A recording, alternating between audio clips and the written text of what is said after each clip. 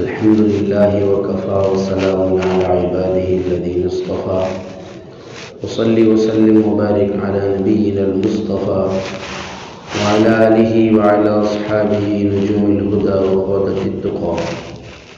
اللهم وفقنا لما تحب وترضى من القول والعمل وجنبنا الفواحش والمعاصي والخطايا والزلل.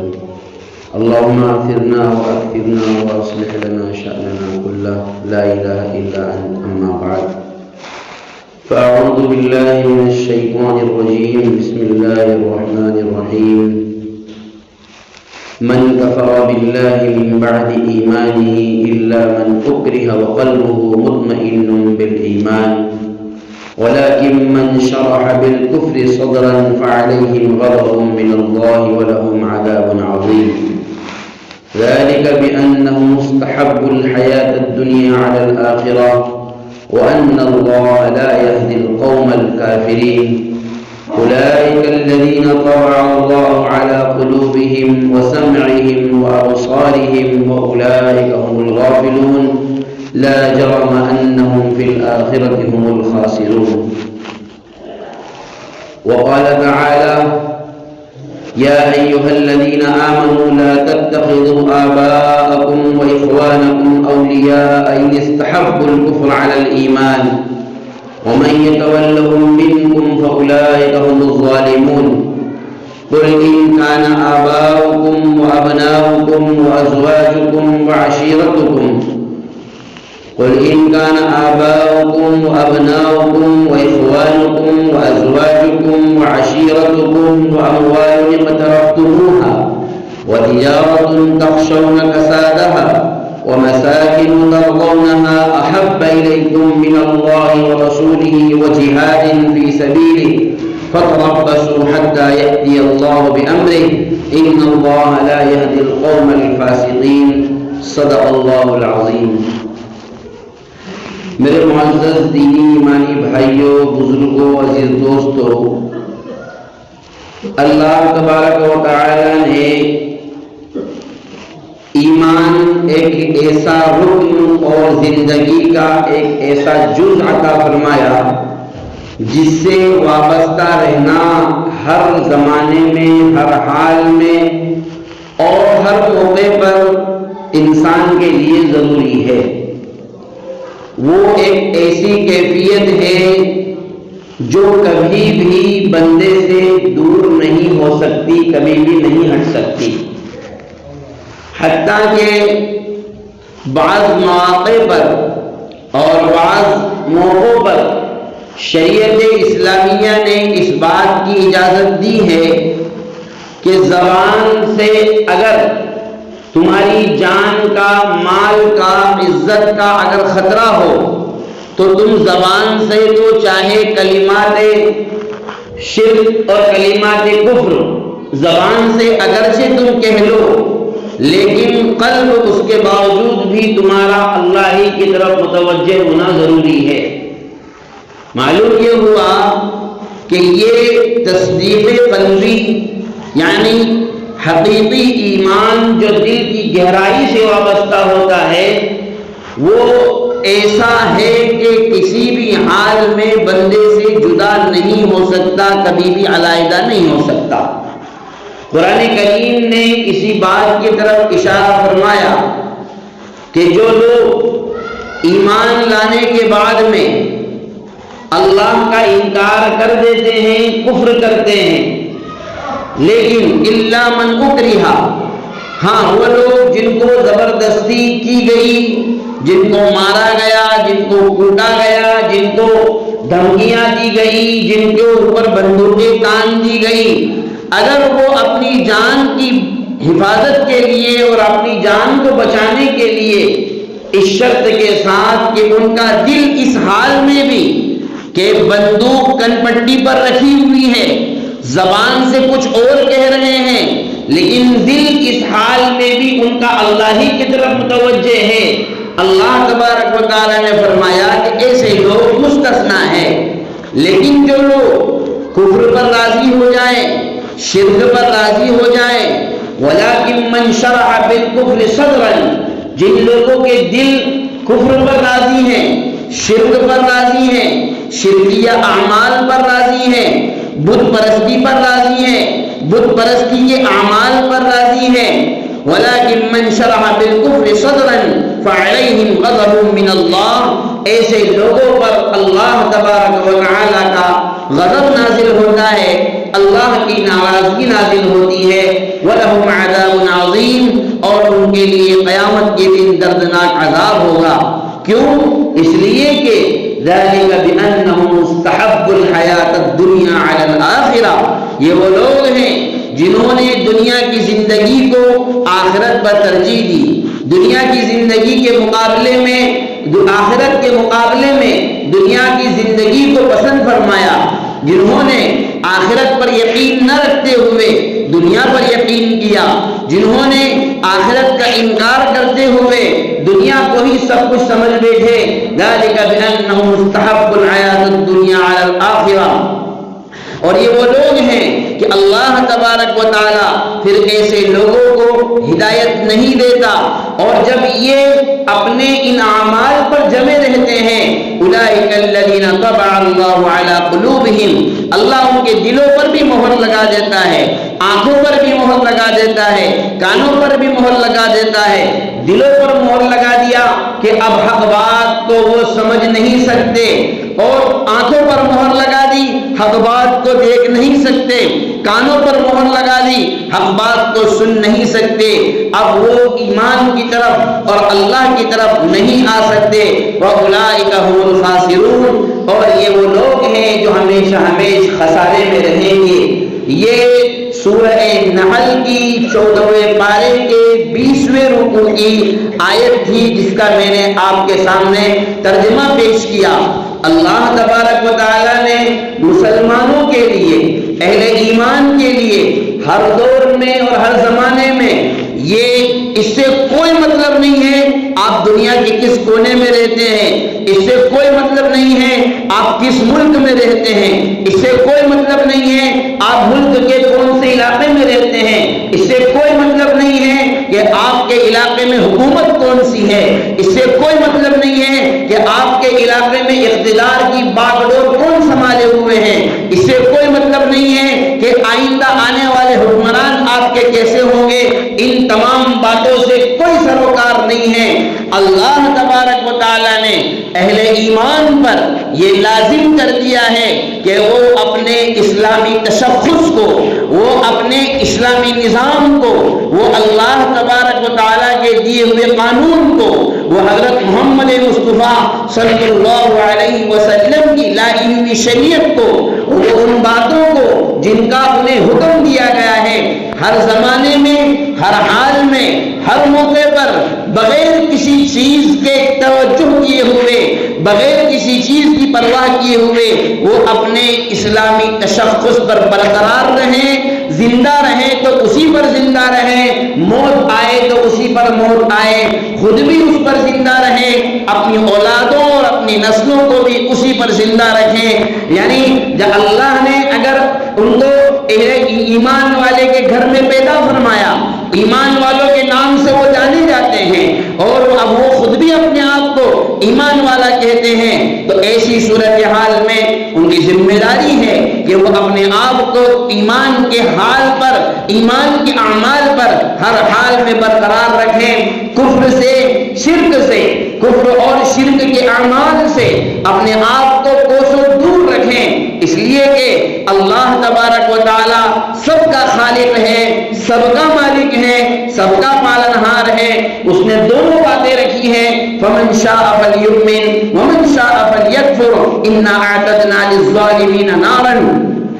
اگر اللہ چاہے تو آن کے آن میں پوری دنیا مسلمان ہو جائے، اگر اللہ چاہے تو آن کے آن میں پوری دنیا کے لوگ مسجدوں میں آ جائیں، اگر اللہ چاہے تو لمحے بھر میں، پل بھر میں، پل جھپکنے سے پہلے سارے کے سارے لوگ نماز پڑھنے والے بن جائیں، سارے کے سارے لوگ روزہ رکھنے والے بن جائیں، سارے لوگ عبادت کرنے والے بن جائیں۔ اگر اللہ تبارک و تعالی چاہے تو اس کی شان قدرت سے کوئی چیز بعید نہیں ہے، فعال لما یرید ہے۔ علی کل شیء قدیر ہے، ہر چیز پر وہ قادر ہے، تمام بادشاہوں کا وہ بادشاہ ہے، لیکن اس نے نظام ایسا نہیں بنایا۔ اس نے نظام دنیاوی تکوینی جو نظام اللہ تبارک و تعالیٰ نے بنایا ہے وہ اختیاری نظام بنایا ہے۔ تمہیں اختیار دیا گیا ہے دنیا میں تم کیسے رہتے ہو، دنیا میں تم کیسی زندگی گزارتے ہو، اس کا تمہیں مکلف بنایا گیا ہے۔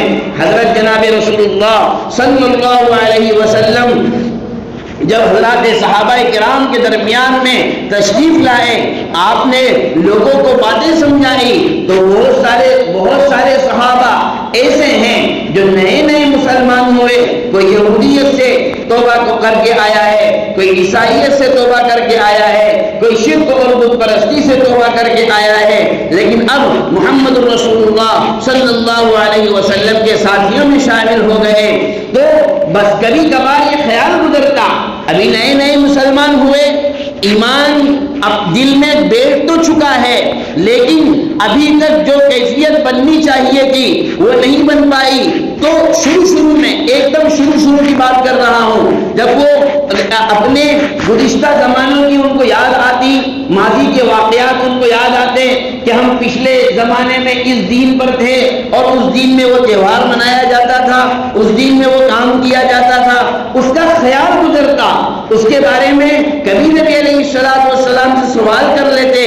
اللہ تبارک و تعالیٰ نے ایسے مواقع کے لیے آیت کریمہ نازل فرمائی، یا ایھا الذین آمنوا ادخلوا فی السلم کافہ ولا تتبعوا خطوات الشیطان انہ لکم عدو مبین۔ اے ایمان والو، اگر تم اپنے آپ کو ایمان والا کہتے ہو تو اسلام اور اس کی شریعت میں، اس کے نظام میں، اس کے قانون میں پورے اپنے آپ کو داخل کر دو۔ یہ ذہنیت نکال کر پھینک دو، یہ ذہنیت چھوڑ دو کہ تم گزشتہ جس دین کی عبادت کیا کرتے تھے، گزشتہ جس دین کی اطاعت کیا کرتے تھے، جس دین کی فرما برداری کیا کرتے تھے، اب اس دین کا کچھ حصہ تم چاہو کہ مسلمان بھی رہو اور گزشتہ دین کا کچھ حصہ، ان کے کچھ تہوار اور ان کے خوشی کے کچھ مواقع اس میں بھی شرکت کر لو تاکہ وہ بھی خوش ہو جائیں، اللہ بھی خوش ہو جائیں۔ اسلام نے فرمایا، اللہ تبارک و تعالی نے فرمایا وَلَا تَتَّبِعُوا خُطُوَاتِ الشَّيْطَانِ۔ اللہ نے محمد مصطفیٰ صلی اللہ علیہ وسلم کو تو مبعوث ہی اس لیے فرمایا کہ شرک اور بت پرستی کی جڑوں کو اکھاڑ کر پھینکے۔ آپ کو دنیا میں بھیجا ہی اس لیے گیا کہ شرک اور بت پرستی کا خاتمہ کیا جائے۔ آپ کو دنیا میں بھیجا ہی اس لیے گیا کہ حجاز مقدس پر، سرزمین مکہ پر، سرزمین مدینہ پر اور ان کے واسطوں سے پوری دنیا پر اللہ کے نبی حضرت محمد مصطفیٰ صلی اللہ علیہ وسلم کے ذریعے سے اسلام کا پرچم بلند کیا جائے، اسلام کا جھنڈا گاڑا جائے اور لوگوں کے دلوں سے کفر اور شرک کی اور بت پرستی کی خباثت کو، غلاظت کو، گندگی کو، ناپاکی کو ختم کر کے ساری قوم کو، ساری دنیا کو ایک اللہ وحدہ لا شریک لہ کا کلمہ پڑھنے والا بنایا جائے۔ اسی لیے تو حضور علیہ السلام کو بھیجا گیا۔ یہی وہ کام ہے جو نبی علیہ السلام نے کیا، آپ کے واسطے سے حضرات صحابہ نے کیا۔ آخر کیا وجہ ہے؟ قرآن کریم میں اللہ تبارک و تعالیٰ نے ارشاد فرمایا، یا ایھا الذین آمنوا لا تتخذوا آباءکم واخوانکم اولیاء ان استحبوا الکفر علی الایمان۔ اے ایمان والو، اپنے باپ داداؤں کو، اپنے بھائیوں کو، اپنے گھر والوں کو، اپنے رشتہ داروں کو اگر وہ ایمان کے مقابلے میں کفر کو پسند کرتے ہیں تو تم ان کو اپنا دوست نہ بناؤ، ان کو اپنا ساتھی نہ بناؤ، ان کا اپنا ساجی نہ بناؤ، ان کو اپنا پارٹنر نہ بناؤ، ان کو اپنا شریک نہ بناؤ، ان کو اپنا رازدار نہ بناؤ، ان کو تم اپنا پرسنل اسسٹنٹ نہ بناؤ۔ کیوں؟ کب؟ جبکہ وہ اللہ کے مقابلے میں، محمد رسول اللہ صلی اللہ علیہ وسلم کے مقابلے میں، یعنی اسلام کے مقابلے میں اگر وہ کفر کو پسند کرتے ہوں تو وہ تمہارے سگے اپنے رشتہ دار، تمہارے بھائی بہن، تمہارے ماں باپ ہی کیوں نہ ہو، فرمایا وہ تمہارے دشمن ہیں۔ وَمَن يَتَوَلَّهُم مِّنكُمْ فَأُولَٰئِكَ هُمُ الظَّالِمُونَ، اور جو لوگ ان سے دوستی کریں گے وہ اللہ کی نظر میں ظالم ہیں، اس لیے کہ وہ شرک کر رہے ہیں اور وہ ظلم کر رہے ہیں اللہ کی ذات پر، اس لیے کہ ان الشرک لظلم عظیم، اللہ کی ذات پر، حالانکہ اللہ پر ظلم کرنے کی کسی کی طاقت نہیں ہے، کوئی مائی کا لال نہیں ہے جو اللہ کے مقابلے میں آ کر کھڑا ہو جائے، لیکن اللہ جو پیدا کرنے والا ہے، خالق ہے، مالک ہے، اس کے اس احسان کا تقاضا یہ ہے کہ اس کی عبادت کی جائے، بندگی کی جائے، اسی کے سامنے اپنی پیشانی کو ٹیکا جائے، اور اس کے مقابلے میں کوئی بھی آ جائے، کوئی حکومت آ جائے، کوئی رشتہ داری آڑے آ جائے، خاندان آڑے آ جائے، گاؤں والا آ جائے، برادری والا آ جائے، کوئی بھی آ جائے، فرمایا گیا سب کو پشت ڈالو اور اللہ تبارک و تعالیٰ کو ترجیح دو۔ اسی لیے آگے فرمایا قل، اے نبی آپ کہیے لوگوں سے، ان کان آباؤکم وابناؤکم واخوانکم، اے لوگو اگر تمہارے باپ دادا، تمہاری اولادیں یعنی تمہارے بچے، پوتے، نواسے، نواسی کوئی بھی ہو، بھتیجا بھتیجی کوئی بھی ہو، واخوانکم تمہارے بھائی، وعشیرتکم تمہارے محلے والے، تمہارے خاندان والے، اور وہ تمہارے وہ مال و اموال اقترفتموہا، وہ مال جس کو تم نے محنت کر کے اکٹھا کیا ہے، جمع کر کے رکھا ہے، وتجارت تخشون کسادہا، اور تمہاری وہ کاروبار، وہ تجارتیں جن کے بارے میں تمہیں دھدھگی ہے، جن کے بارے میں تمہیں خطرہ ہے کہ اگر ہم ان کی بات نہیں مانیں گے تو یہ کاروبار ٹوٹ جائے گا، یہ دکان خالی کروا لی جائے گی، یہ مکان خالی کروا لیا جائے گا، وَمَسَاكِنُ تَرْضَوْنَهَا تمہارے وہ مکان، وہ بنگلے، وہ بلڈنگیں جن میں تم رہتے ہو، تمہیں اندیشہ ہے کہ اگر ہم نے ان کی بات نہیں مانی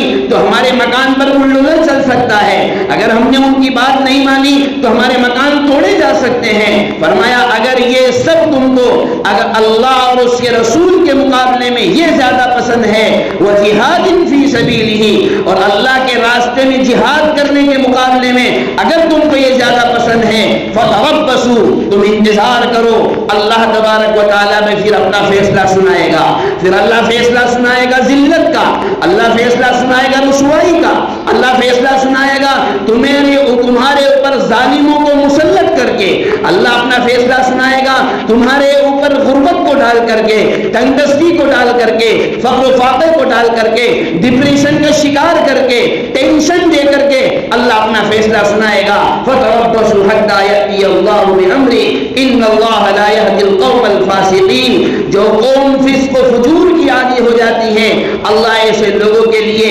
ہدایت کے اور نصرت کے اور حمایت کے فیصلے نہیں فرماتا ہے۔ معلوم یہ ہوا کہ امت مسلمہ پر، ہم سب پر یہ لازم ہے کہ اللہ نے ہمیں جو ایمان عطا فرمایا ہے، اور ایمان کا اور اسلام کا جو تشخص، اسلام کے تشخص کا مطلب یہ ہے کہ ہم جس حال میں بھی زندہ رہیں گے، ہم اپنی نمازوں کے ساتھ زندہ رہیں گے، ہم اپنی مسجدوں کے ساتھ زندہ رہیں گے، ہم اپنے اعمال کے ساتھ زندہ رہیں گے، ہم اپنی عبادتوں کے ساتھ زندہ رہیں گے، ہم ان معاملات میں کسی کے ساتھ کسی بھی معاملے میں، چاہے وہ ہمارا اپنی برادری کا ہو، ہمارا متعلقین ہو، وہ کس پارٹی کا ہو، ہمیں اس سے کوئی مطلب نہیں ہے، ہم اس معاملے میں سمجھوتا نہیں کریں گے۔ یہ ہے اسلامی تشخص کو برقرار رکھنے کا مطلب۔ چاہے آخر کیا وجہ ہے؟ جناب رسول اللہ صلی اللہ علیہ وسلم نے حضرت معاذ بن جبل رضی اللہ تعالی عنہ کو ارشاد فرمایا کہ حضور علیہ السلام نے مجھے وصیت فرمائی کہ لا تشرک باللہ، اللہ کے ساتھ شرک ہرگز مت کر، وَإِن قُتِلْتَ أَوْ حُرِّمْتَ تجھے قتل کر دیا جائے تو بھی تجھے ایمان پر من برنا ہے، تجھے جلا دیا جائے تو تجھے ایمان پر جل جانا ہے، لیکن شرک کے ساتھ سمجھوتا نہیں کرنا ہے۔ یہ حضرت جناب رسول اللہ صلی اللہ علیہ وسلم کی تعلیمات ہے۔ ہمارے بہت سارے مسلمان بھائی اور ہمارے بہت سارے ساتھی یہ سوال کرتے ہیں کہ اگر ہم غیر مسلموں کے تہواروں میں تھوڑی بہت شرکت کر لیں گے تو کیا حرج ہو جائے گا؟ ان کے ساتھ میں تھوڑی بہت امن و امان کی بات ہو جائے گی، شانتی کا پیغام چلا جائے گا، اور دیش کا ماحول اور ملک کا ماحول میں سدھار آ جائے گا۔ ہماری طرف سے بھائی چارے کا پیغام چلا جائے گا۔ تو میرا سوال یہ ہے، کیا امن و امان کے لیے، امن و شانتی کے لیے اور بھائی چارے کا ٹھیکہ صرف مسلمانوں نے لے رکھا ہے کہ صرف تم ہی یہ کام کرو گے اور ان کے جو سمجھ میں آئے وہ کرتے رہیں گے؟ حتیٰ کہ امن و امان کے لیے اتنے زیادہ بک جائیں گے، اتنے زیادہ اپنے آپ کو بیچ دیں گے کہ ہمارا ایمان باقی رہے یا نہ رہے ہم کو اس سے کوئی مطلب نہیں ہے۔ امن و امان کا یہ مطلب ہرگز نہیں ہوتا ہے۔ امن و امان کا یہ مطلب نہیں ہوتا ہے کہ ہم اپنے ایمان کو ہی سودے میں پیش کر دیں۔ امن و امان کا یہ مطلب نہیں ہوتا ہے کہ ہم شرک اور کفر کے دہلیز پر جا کر کے چڑھ جائیں۔ امن و امان کا یہ مطلب نہیں ہوتا ہے کہ ہم وہ کام کرنے لگیں جو اللہ اور اس کے رسول نے جن کا ہمیں سختی سے منع فرمایا ہے۔ مثال کے طور پر ابھی تازہ مثالیں ہیں، ایک غیر مسلموں کا ایک تہوار ہے، ابھی شاید چل ہی رہا ہوگا یا ختم ہو گیا اللہ اعلم، رکشا بندھن کا تہوار، کہ اس میں راکھی واکھی باندھی جاتی ہے۔ کون باندھتا ہے؟ لڑکا یا لڑکی باندھتی ہے، بہن بنا کر کے وہ بنا تو بہن بنا لیا، اب وہ غیر مسلم ہے، مسلمان کو راکھی باندھ رہی ہے، یا مسلم لڑکی ہے وہ جو غیر مسلم کو راکھی باندھ رہی ہے۔ کہیں کے لیے باندھ رہی ہے؟ یہ ایک امن کا پیغام دینے کے لیے۔ کہیں کے لیے باندھ رہی ہے؟ یہ بھائی چارے کو پیدا کرنے کے لیے۔ تو بھائی چارہ صرف کفر اور شرک پر ہی موقوف ہے، یعنی اگر تم یہ ایک کفریہ عمل ہے، یہ ایک شرکیہ عمل ہے جو کسی حال میں جائز نہیں ہے۔ کسی مسلمان کے لیے مرد ہو یا عورت جائز نہیں ہے کہ وہ کسی غیر مسلم کے تہوار میں شرکت کرے، اس لیے کہ ان کے تہواروں میں شرکت کرنا یہ صاف ستھرا عقیدہ ہے، یہ صاف ستھری بات ہے۔ کسی کو اچھا لگے تو بھی یہی بات ہے، بری لگے تو بھی بات یہی ہے جو میں کہہ رہا ہوں کہ کسی بھی غیر مسلم کے تہواروں میں اس طور پر شرکت کرنا جس کی بنیاد پر ہمارے اپنے ایمان کے ٹھکانے نہ رہے، یہ بالکل ناجائز اور حرام ہے۔ مسلم قوم کو چاہیے کہ ہم اپنے آپ کو اس سے بچا کر کے رکھیں۔ اگر ہم یہ سمجھتے ہیں کہ ان کی بنیاد پر ہمارے کاروبار ٹوٹ جائیں گے، اگر ہم یہ سمجھتے ہیں کہ اگر ایسا نہیں کیا گیا تو ہماری دکانیں خالی کروا لی جائے گی، اگر ہم یہ سمجھتے ہیں کہ ایسا نہیں کیا گیا تو ہماری سیاست کی پکڑ کمزور پڑ جائے گی، اگر ہم یہ سمجھتے ہیں کہ ایسا نہیں کیا گیا تو لوگ ہمیں کیا کہیں گے، ہمارے بارے میں بری چھوی جائے گی، یاد رکھیے اگر صرف اس بنیاد پر ہم شرک کی تحریض پر قدم رکھ رہے ہیں، اللہ کی قسم ہم ایمان والے نہیں ہو سکتے۔ یہ کوئی طریقہ نہیں ہوتا ہے۔ اللہ کے نبی حضرت جناب رسول اللہ صلی اللہ علیہ وسلم نے حضرات صحابہ کی جو ٹیم تیار کی، اسلام نے امن و امان کا جتنا لحاظ اسلام نے رکھا ہے اتنا کسی نے نہیں رکھا۔ فتح مکہ کے موقع پر حضرت ام ہانی بنت ابی طالب رضی اللہ تعالی عنہ، فتح مکہ کے موقع کی بات ہے، حضور صلی اللہ علیہ وسلم کی خدمت میں آئی، عرض کیا یا رسول اللہ یہ میرا فلان ابن حبیرہ کا بیٹا، یعنی یا تو وہ حضرت ام ہانی کا ہی بیٹا تھا کیونکہ حبیرہ ان کے شوہر کا نام تھا، محدثین نے لکھا ہے یا تو خود ان کا اپنا بیٹا تھا یا ان کے شوہر کا بیٹا دوسری عورت سے وہ تھا۔ فرماتی ہے کہ میں نے اس کو امان دے دی ہے اور میں نے اس کو کہہ دیا ہے میرے گھر میں آ جا، تجھے کوئی ہاتھ نہیں لگائے گا، لیکن یہ علی ابن ابی طالب، اور یہ علی ابن ابی طالب کون ہے؟ حضرت ام ہانی کے سگے بھائی ہیں ام ہانی کے، کہہ رہی ہیں کہ یہ علی وہ اس کو جس کو میں نے امان دی ہے اس کو قتل کرنے کے پیچھے پڑا ہوا ہے۔ حضور علیہ السلام نے فرمایا قد اجرت من اجرتی، جس کو تو نے امان دے دی اس کو ہم نے امان دے دی، کوئی اس کو ہاتھ نہیں لگائے گا۔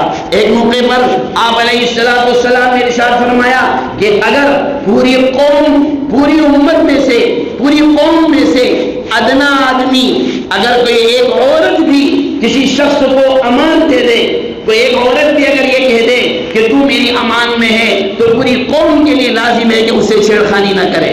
کسی کے لیے جائز نہیں ہے اس کو قتل کر دے، کسی کے لیے جائز نہیں ہے اس کو چھو بھی دے۔ ایک روایت میں تو جناب نبی کریم صلی اللہ علیہ وسلم نے یہاں تک کہ ارشاد فرمایا بڑا بدترین ہے وہ شخص جو کسی کو امان دے اور امان دینے کے بعد اس کو قتل کر دے۔ قیامت کے دن جب وہ آئے گا تو دھوکے باز لوگوں میں اس کو کھڑا کیا جائے گا اور یہ کہا جائے گا کہ یہ وہ شخص ہے جو لوگوں کو امان دیتا تھا اور دھوکے سے اس کو قتل کر دیتا تھا۔ یہ اسلام نے تو اتنا لحاظ رکھا ہے امن و امان کا، اتنا لحاظ رکھا ہے شانتی اور بھائی چارگی کا، لیکن اس کا یہ مطلب ہرگز نہیں ہوتا ہے کہ ہم اپنے عقائد کو ہی کھو بیٹھیں۔ اس کا یہ مطلب ہرگز نہیں ہوتا ہے کہ ہم اپنے دین سے ہی اپنے دین سے آگے نکل کر کے کفر اور شرک کی دہلیز پر قدم رکھ دیں۔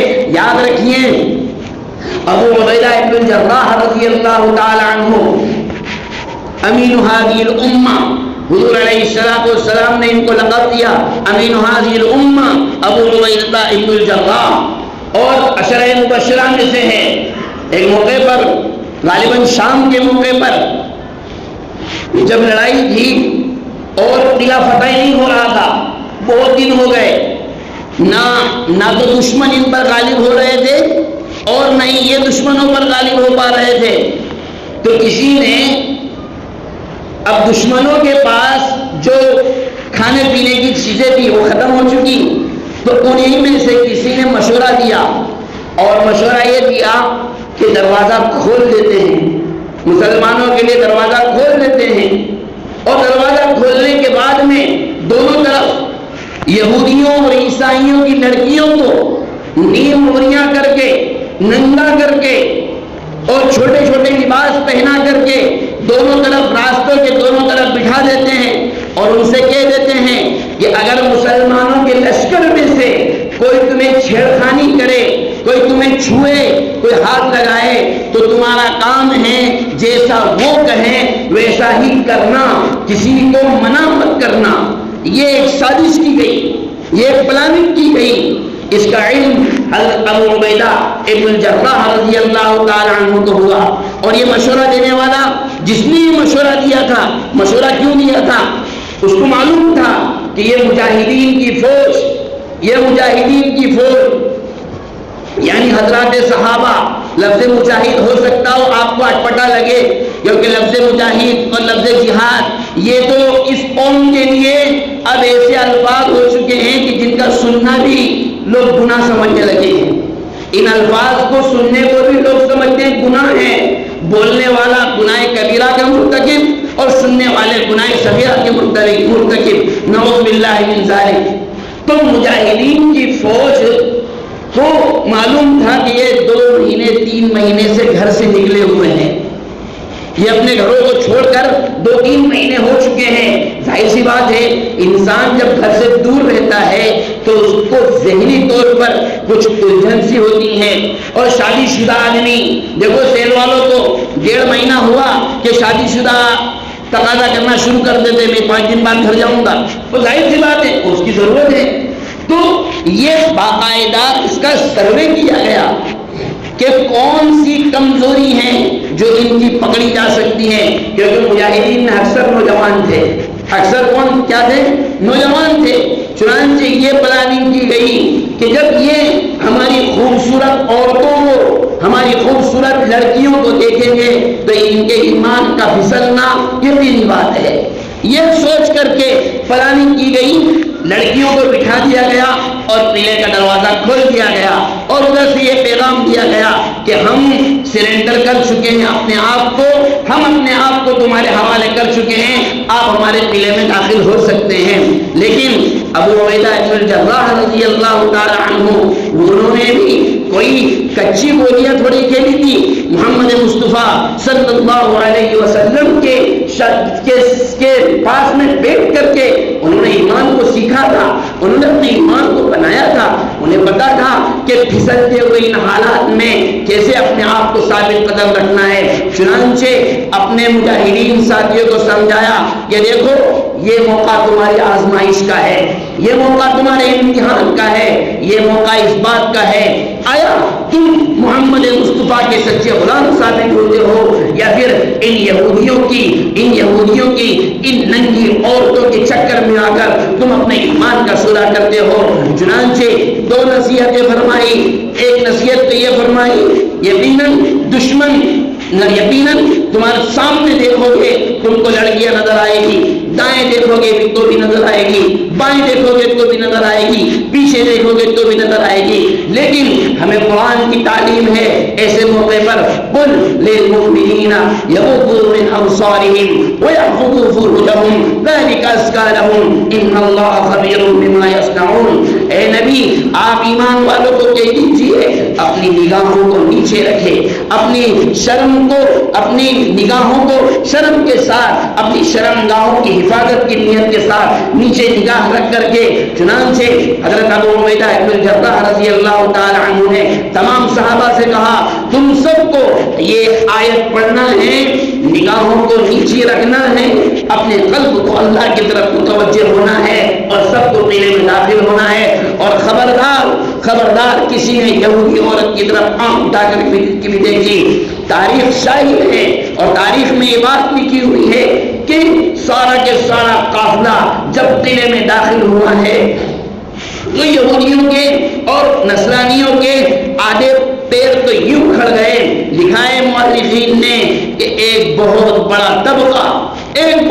طبقہ حضرات صحابہ رضوان اللہ تعالی علیہم اجمعین کی صرف اس ادا پر ہی مسلمان ہو گیا۔ جو ہونا بعد میں ہوا کرے گا، لیکن ایک بہت بڑی جماعت ان کی آپ کی صرف اس ادا پر بھی کہ جو دین اتنا سب کچھ ہونے کے باوجود بھی انہیں آنکھ اٹھانے کی اجازت نہیں دیتا اور دین نہیں دیتا، وہ تو ٹھیک ہے، یہ کیسے لوگ ہیں؟ یہ انسان ہیں یا کیا ہیں؟ یہ جنات ہیں؟ یہ کون سے لوگ ہیں؟ کیا ان کی شہوات نہیں ہیں؟ کیا ان کے جذبات نہیں ہیں؟ کیا ان کے خیالات نہیں ہیں؟ کیا ان کو اس بات کی پرواہ نہیں ہے کہ ہم مار دیے جائیں گے، قتل کر دیے جائیں گے؟ کیا ان کے اندر کوئی خیالات بیدار نہیں ہوتے ہیں؟ اس کے باوجود بھی کون سی چیز ہے جو ان کو ہماری عورتوں کی طرف نگاہوں کے اٹھانے سے روکتی ہے؟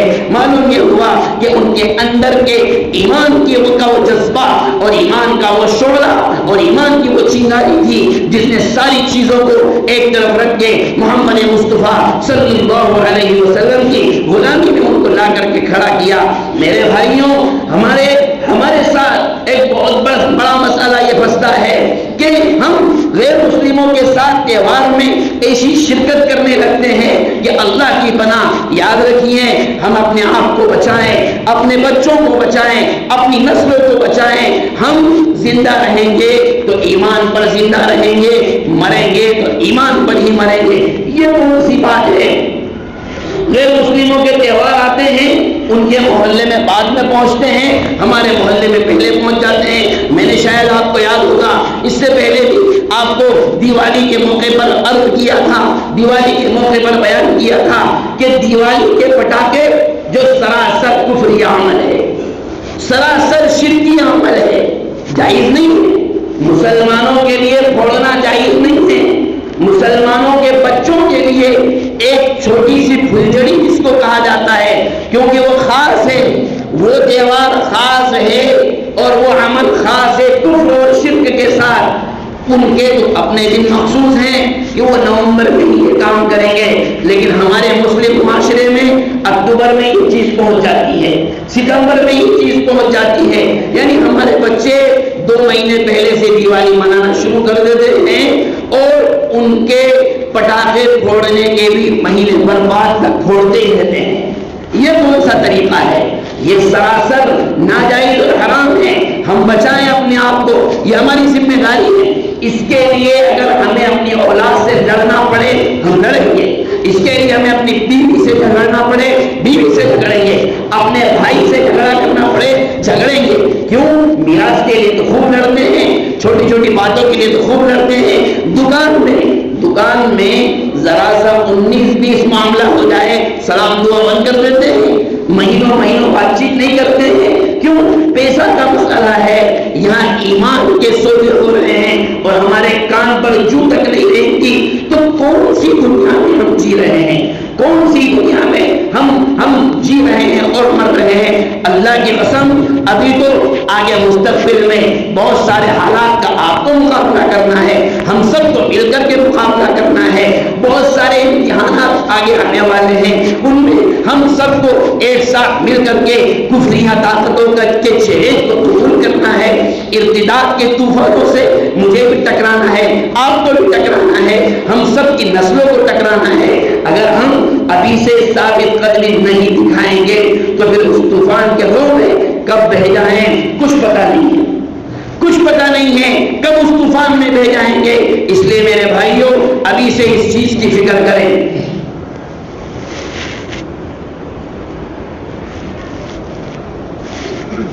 اسلامی تشخص کو زندہ رکھنے کی کوشش کریں, اسلامی نظام کو زندہ رکھنے کی کوشش کریں. دنیا کا کوئی ملک, ہمارا ملک کا کوئی قانون ایسا نہیں ہے جو ہمیں یہ مجبور کرتا ہو کہ تم بھی دیوالی پر پٹاخے پھوڑو.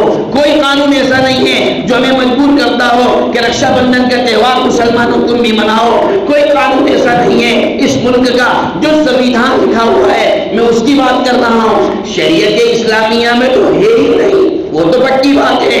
لیکن اگر ملکی قانون کی سطح پر اگر آپ بات کریں گے تو کوئی قانون اور کوئی نظام ایسا نہیں ہے جو آپ کو مجبور کرتا ہو کہ آپ دیوالی مناؤ, آپ ہولی مناؤ, آپ رکشا بندھن مناؤ. نہیں, وہ کرتے ہیں, وہ ان کا مذہبی معاملہ ہے, ہم اس میں چھیڑخانی نہیں کریں گے.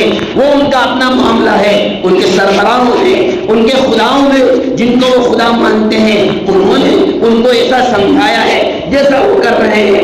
جب وہ اپنے خدا کے کہنے پر چل رہے ہیں تو ہماری بھی ذمہ داری ہے ہم بھی اپنے خدا کے کہنے پر چلیں. یعنی یہ کون سی بات ہے, وہ اپنے خدا کی ایک ایک بات کو ماننے کے لیے تیار, اور ہم سمجھوتے کے نام پر اپنے اللہ کی بات کو ٹھکرا دیتے ہیں. میرے بھائیوں اپنے آپ کو بچائیں, اللہ کے واسطے بچائیں. حضرت ایوب علیہ السلام آخری بات, حضرت ایوب علیہ السلام اتنا صبر کیا, انہوں نے کتنا صبر کیا ہوگا اس کا اندازہ صرف آپ اس سے لگا لیں کہ اللہ نے ان کو کہا انا وجدناہ صابرا, ہم نے ایوب کو صابر پایا.